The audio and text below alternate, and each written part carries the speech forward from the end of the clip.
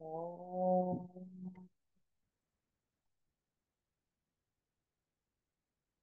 oh, oh.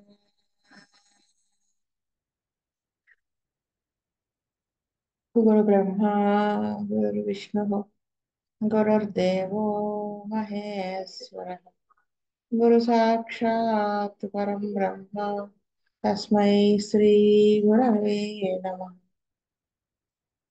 Namaskaram, Master.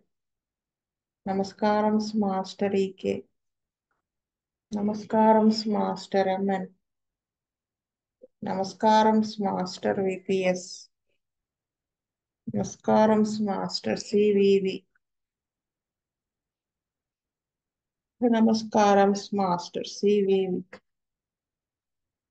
Namaskaram, Master CVV to your lotus feet. Master CVV, Namaskaram to your lotus feet. Vaste.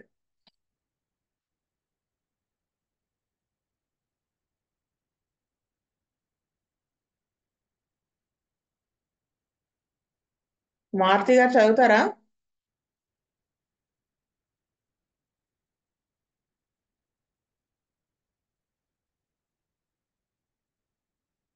Maruti గారు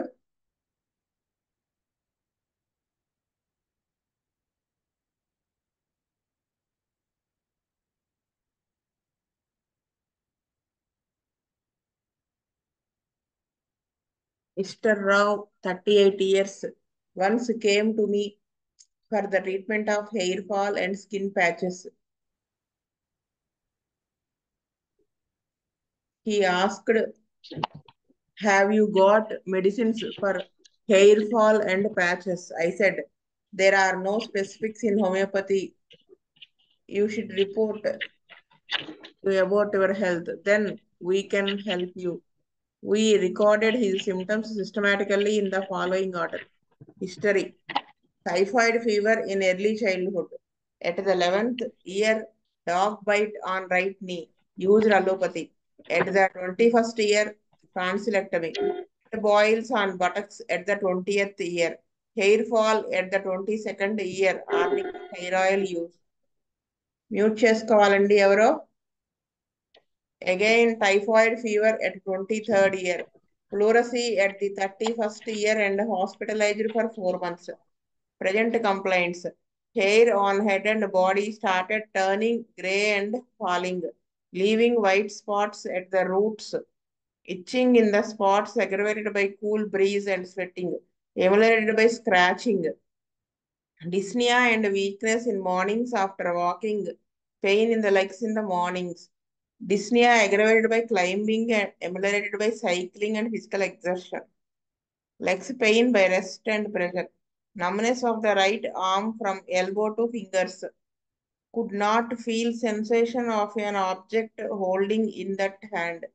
Heaviness of the head with lacrimation and burning sensation of the eyes by closing eyes or washing with cold water. Impatience and irritability when others did not care for him or when children were naughty. He did not like to be submissive to others. He was moving happily with friends and used to help them. Could not bear the smell of jackfruit. Teeth gradually lost their enamel. Used to drink alcohol. Sleep was disturbed by even small sounds. Thoughts were crowding in mind during bedtime. Talking the sleep. Talking in the sleep. Pain in left side of the chest aggravated by hard work. Numbness in the legs by standing for some time or sitting for some time. Use it to feel overheated. Frequent attacks of cold. On 3rd May 1981, Dr. GSR Murthy started the case with opium 1M 1 dose and a Crataegus mother tincture till 20th June 81. Sleep better, no cold. Others the same. He reported that hair fall started after using ointments for skin disease for 2 years. Maintained on Crataegus till 5th July 81. No marked change. Then I prescribed him Soranum tenem 1 dose and continued Crataegus. On 23rd August 81, he reported the hair growth improved. General condition was also better. He was put on placebo. I repeated Sornam on 7th September 81 and continued placebo. Sleep better, hair fall better, no colds, no heaviness of the head, eyes better, numbness slightly better, no marked change in dyspnea. Sweats also were present while climbing and by exertion. Dr. Samamurthy prescribed calcarea carb 201 dose on 25th October 81. Repeated the same on 29th November 81 and 10th January 82 with Cratagus daily. On 7th February 82, reported slight change in dyspnea, but flatulence and pain in the left chest were severe. Hair fall reappeared. Again prescribed Sornum Tenum and maintained on it for 3 weeks. Started improving in all symptoms. Kept on Cratagus from 21st February 82 to 20th May 82. Dyspnea completely reduced. Hair growth also better. No heaviness of the head and numbness of the parts. On 20th May 82 prescribed alpha alpha and maintained on it. Again date పడలేదు. On 29th was slight August, madam. was a slight dyspnea and hair fall. Repeated Soranum tenum and maintained on placebo till now. He is much better. Hope he may not need further medication. Vijay Kumar గారు చెప్పండి. కృష్ణ వేణు ఉన్నాడు ఒక నిమిషం. వేణుగోపాల్ గారు వచ్చారు. వేణుగోపాల్ గారు,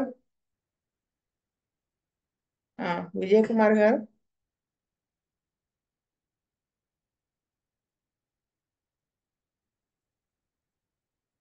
పూర్ణానందం గారు,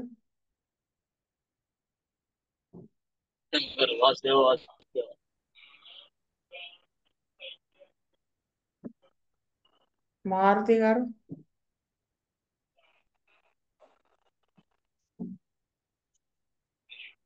ఇందాక జాయిన్ అయ్యారు కదా మారుతి గారు.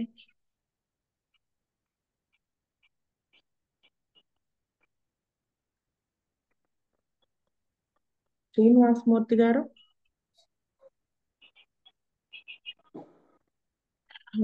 సరే.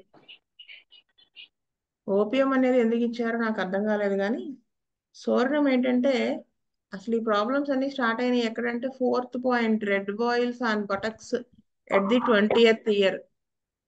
అది అక్కడ ఆ తర్వాత 21st ఇయర్ లో టాన్సిలెక్టమీ అయింది. 22nd ఇయర్ లో హెయిర్ ఫాల్ స్టార్ట్ అయింది. 23rd ఇయర్ లో టైఫాయిడ్ వచ్చింది. 31st ఇయర్ లో ఫ్లోరసీ. అన్ని కూడా ఆ suppression of the skin problems దగ్గర నుంచి స్టార్ట్ అయింది. సో మిగతా అవన్నీ బేస్ చేసుకుని బుజ్జి గారు సోర్ణం అన్నం వేసి ఉంటారని నేను అనుకుంటున్నాను.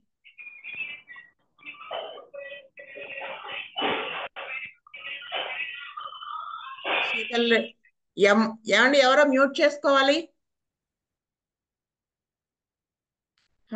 శీతల్ రెడ్డి గారు, వాసుదేవ్ అండి. Rajasekhar, Vasudeva.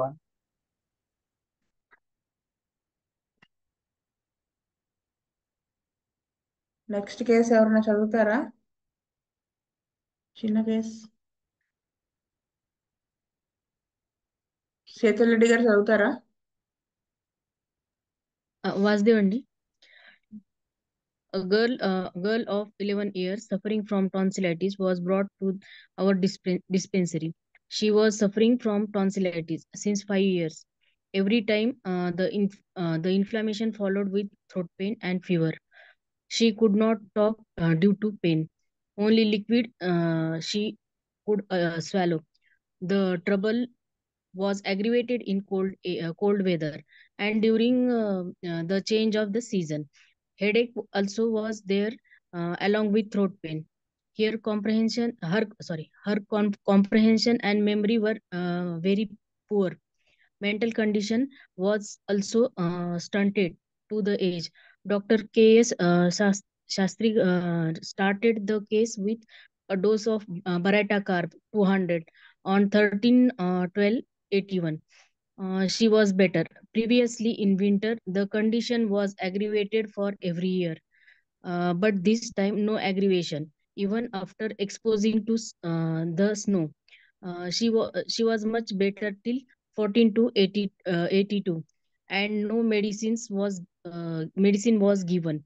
Throat pain relapse again and repeated the drug on 14 to 82. Again on 19/4/82 symptoms relapse. Dr. K.S. Shastri repeated the drug in 1M potency. She was kept in observation for 4 months and later asked to come when there is relapse of symptom. చెప్పండమ్మా మీ view చెప్పండి. ఈ కేసులో 11 year అమ్మాయికి tonsillitis ఉంది, ఇంకా inflammation, throat pain, fever, ఈ symptoms ఉన్నాయండి. ఇంకా లిక్విడ్స్ స్వాలో చేసుకోగలుగుతుంది అమ్మాయి. ఈ ఇంకా అన్ని troubles aggravated in cold weather and during change of the season. ఇంకా మెయిన్ అంటే her comprehension and memory were very poor. Mental condition was also stunted to the age. ఈ బేస్ మీద డాక్టర్ శాస్త్రి గారు బరాటాకర్ 200 ఇచ్చారండి. దాని తర్వాత అమ్మాయి previously winter condition was aggravated for every year. అంతే. దాని తర్వాత బరాటా కరప్ 200 ఇచ్చిన తర్వాత కొంచెం బెటర్మెంట్ వచ్చింది, మళ్ళీ రిలాప్స్ అయింది. దాని తర్వాత శాస్త్రి గారు 1M డోస్ వేసారండి. అంతే. వాసుదేవ్ అండి. పూర్ణనాన్న గారు. మేడం గారు, ఈ కేసులో మెయిన్ గా comprehension and memory for very poor, mental condition was also turn to the age. ఆ 2 పాయింట్స్ మెంటల్ గా తీసుకున్నారు డాక్టర్ గారు అనుకుంటాను నేను. టాన్సిలిటీస్ ఉన్నాయి ప్రామినెంట్ గాను. దాన్ని బేస్ చేస్తూ శాస్త్రి గారేమో డైరెక్ట్ కార్తో ఫోన్ ఇచ్చి తరఫున డిఫిట్ చేసి చివరిగా మన వన్ చేసి దాన్ని క్లోజ్ చేశారు. వాసుదేవ. మారుతి గారు.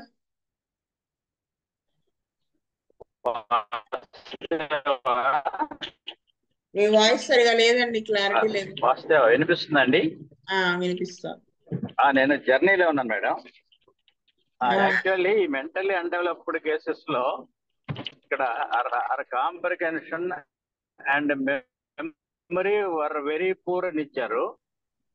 Mental condition was also stunted అని ఇచ్చారు. అంటే మెంటల్లీ అన్డెవలప్డ్ కేసెస్ లో పర్టికులర్ గా గ్లాండ్స్ లైక్ టాన్సిలైటిస్ ఎఫెక్ట్ అయినప్పుడు అదర్ బ్యూఫో అండ్ అదర్ డ్రగ్స్ కంటే బెరాటాకార్ బాగా వర్క్ చేస్తుంది. కాబట్టి ఇక్కడ శాస్త్రి గారు బెరాటాకార్ 200 ఇచ్చారు. ఇలాంటి కేసుల్లో ఈ అన్డెవలప్డ్ మెంటల్ కేసు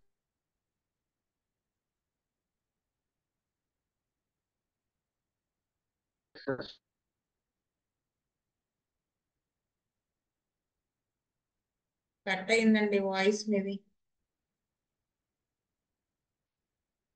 కామేశ్వరరావు గారు. నేను చెప్పండి. మాట క్లారిటీ లేదండి, కట్ అవుతోంది.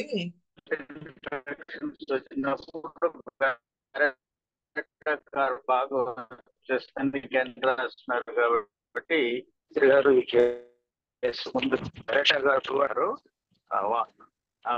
వాసుదేవ. నేను జర్నీలో ఉన్నాను మేడం. సరే. కామేశ్వరరావు గారు. వాసుదేవ. ఇందాక పిలవటం మర్చిపోయానండి, మీరు మళ్ళీ లాస్ట్ కేసు పెడతాను. పెట్టనా ఒకసారి, అది కూడా చెప్పండి, నేను మర్చిపోయాను. మీ వ్యూ చెప్తారా? ఓకే. శ్రీనివాసమూర్తి గారు. ఇక్కడ ఏంటంటే నా వ్యూ మీరు అక్కడ క్లియర్ గా ఇచ్చేసారు బుజ్జి గారు వాళ్ళు. ఏమని comprehension, memory were very poor. అసలు అంటే మనము కాన్స్టిట్యూషనల్ గా వెళ్ళినప్పుడు అది లోపల నుంచి తగ్గుతూ వచ్చి ఆ physical results of the disease కూడా తగ్గించేస్తుంది అనడానికి ఇది ఒక ఎగ్జాంపుల్. అనమాట. అంతే. వాసుదేవ. రాజశేఖర్. వాసుదేవ అండి. అదే మీరు చెప్పిన పాయింట్స్ ఏదైనా మనం కాన్స్టిట్యూషనల్ గానే వెళ్ళాలి. మామూలుగా టాన్సిలైటిస్ అనగానే హెపార్సల్ఫ్ అని ఫైటోలక్ అని మెట్రిక్సాల్ అది ఇచ్చేస్తా ఉంటారు కదా. అలా కాకుండా మనం కాన్స్టిట్యూషనల్ గా వెళ్ళడం ద్వారానే మనకి ప్రాపర్ రిజల్ట్స్ వస్తాయి అనే దానికి ఈ కేసు ఒక నిదర్శనం. వాసుదేవ. ఇంక మళ్ళీ no second drug. Second drug కూడా ఏమీ లేదు, ఓన్లీ సింగిల్ రెమెడీతో మొత్తం క్యూర్ అవుతుంది. Vasudeva.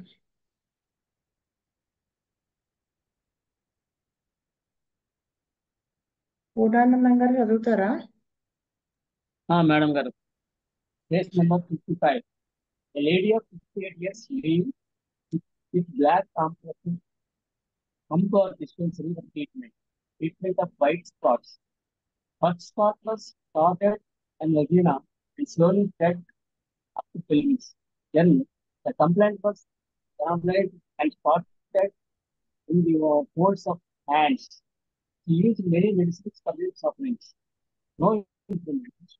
Instead, he was emaciated and carried to black complex. We inquired about her other irregularities in health. Question: edema all over the body after every delivery used to last for 2 weeks and emulated with allopathy. Later, in every summer, he used to suffer from edema. 5 weeks before, he suffered from fever and glandular swelling in left groin. The same com- complaint and the same complaint will have 5-6 times in 5 weeks. Antis and feels the boiling during fever. Suffered from typhoid fever 5 weeks of marriage. The same was repeated in the third pregnancy. First child was expired in the third year with granddaughter. Third, fourth issues did not survive. Fifth issue was good. Seventh pregnancy was miscarried. Eighth child survived. Present complaint: white spots in the fold of hands. Decayed fingernails, swelling and pain of nail bed. Exaggeration of skin between the fingers, itching, aggravated by wetting. Involuntary urination. He had a feeling of floating air while walking. And our next page. Listen. Except the above, he did not report further. That the case Saskia inquired further, but he did not report it. He observed her mental condition and noticed that she was unmelancholic, depressed, and had many disappointments of life about her life. She was nervous and fearful about the welfare of the remaining health. On 14th April 82, that Saskia tried armored 30 condos and placebo for 1 week. Next week, he reported that he was better. Repeated the dose next time and maintained the platform till 20th April 82. No new spots. Weakness was better. Nail stain was also better. Urine normal. Repeated the dose on 28th April 82 and maintained the placebo better. Slowly, black spots started in place of white spots in 2 weeks, and later spots came to normal. It was better in all aspects. Kept on observation for 5 months. And in case లో మన first page చేస్తారు ఇస్తాను. Madam. Madam ఈ కేసులో ఆర్మెట్ colour చెంతలు నాకైతే ఏం కనబడలేదు మరి. ఏదో చెప్పింది వాసుదేవ. మారుతి జర్నీలో ఉన్నారన్నారు కదా. కామేశ్వరరావు గారు. వాసుదేవ. నాదేంటంటే వ్యూ ఆల్రెడీ ఇక్కడ ఆవిడకి సో మెనీ ఇష్యూస్ పోయినాయి కదా. 4th పాయింట్ లో, హిస్టరీలో 4th పాయింట్. మ్యూట్ చేసుకోవాలండి ఎవరో. మ్యూట్ చేసుకోవాలండి.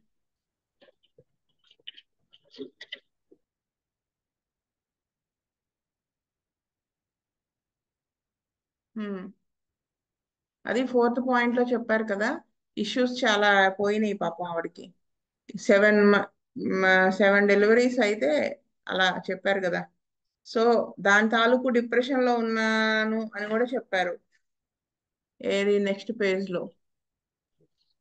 సో ఈ డిసప్పాయింట్మెంట్స్, డిప్రెస్డ్, మెలాంకోలిక్, నెర్వస్, ఫియర్ఫుల్, ఇవన్నీ చూసి ఆరంభట్టు వేసి ఉంటారని నేను అనుకుంటున్నాను. అంటే మరి 30 వేసేది మేడం. 30 మరి మెంటల్స్ ఉన్నప్పుడు 200 100 వేయాలి కదా. 30తో మరి 30 30తో తగ్గిపోయింది మరి. అందుకని తగ్గిపోయి మళ్ళీ సిమ్టమ్స్ వెనక్కి రాకపోతే మనం వేయకూడదు కదా ముందు. మీరు మెంటల్ బేస్ చేసి చెప్తున్నారు. మెంటల్ బేస్ చేసి ఆరోగ్యం 30 పనికారని నా ఉద్దేశం. నేను మీరు ఎక్కిపోయిస్తున్నాను కానీ వీళ్ళు ఇక్కడ స్కిన్ మీద ఉంది చెప్పేది కదా, వినండి. 1 సైడెడ్ కేసు అనే ఉద్దేశంతో కూడా 30తో స్టార్ట్ చేసి ఉండొచ్చు. ఎందుకంటే Skin- ఇక్కడ ఫిజికల్ సిమ్టమ్స్ గట్టిగా ఉన్నాయి కదా, మళ్ళీ అవి మెంటల్స్ ఉన్నా గానీ ఒకసారి మనం 30తో స్టార్ట్ చేస్తాం. బుజ్జిగారు అలా స్టార్ట్ చేసినవి చాలా ఉన్నాయి. ఒకతను ఆరంభట్లో ఉన్నారు, అతని ఫింగర్ టిప్స్ అన్నిటికీ కూడా స్కిన్ ప్రాబ్లం వచ్చేసింది. పగుళ్ళు వచ్చేసి పసు పట్టేసి గందరగోళం. అలా ఉన్నప్పుడు బుజ్జిగారు అసలు ఆరంభట్టు 30 వీక్లీ వన్స్ అలాగా, అంటే అవసరాన్ని బట్టి ఇచ్చుకుంటా అలా వచ్చారు తప్ప దాంతోనే మొత్తం క్యూర్ అయిపోయింది. ఆయన ఏమి 10M దాకా కూడా వెళ్ళలేదు, 1M దాకా కూడా వెళ్ళలేదు. అంటే అక్కడ డ్రగ్ ఇండికేట్ అయింది ఎంతవరకు ఇది ఫిజికల్ లెవెల్లో పనిచేయడానికి. ఆయన 30 వేసి చూశారు, దాంతోనే అంత బెటర్మెంట్ వచ్చింది.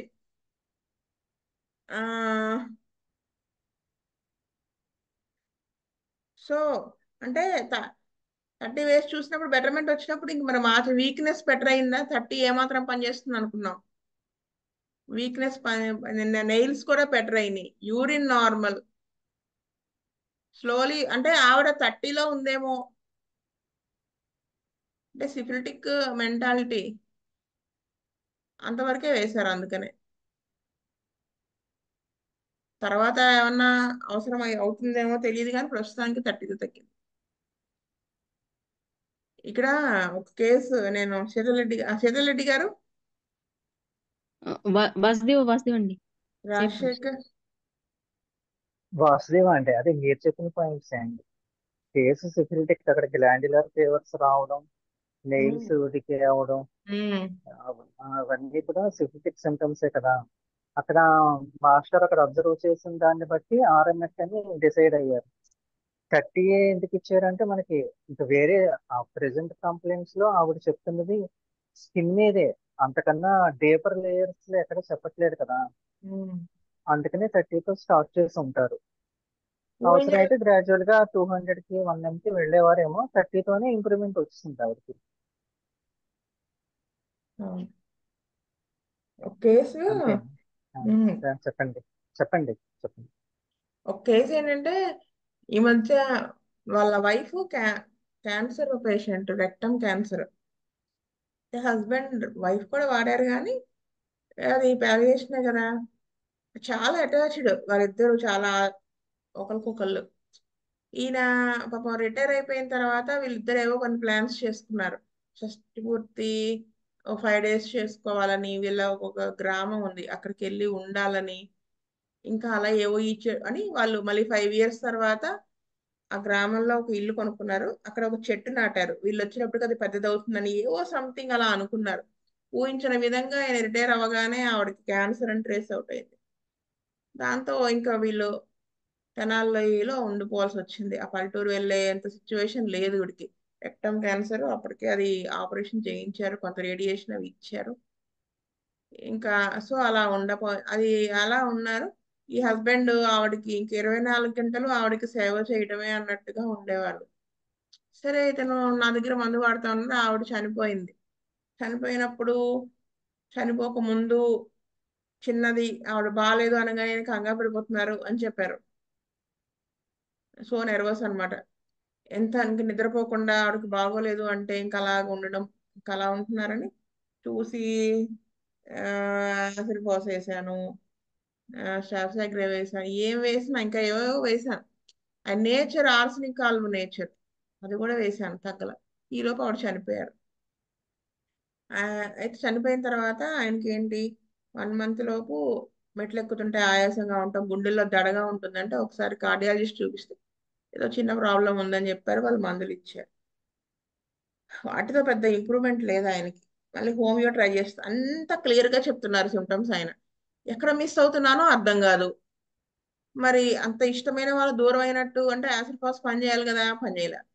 పోనీ ఆ చనిపోయిన టైంలో ఇగ్నిషా పని చేస్తున్నా, అది పని చేయాలి. ఇలా కొట్టుమిట్టాడుతున్నప్పుడు ఒక రోజు ఆయన మందుకు వచ్చారు.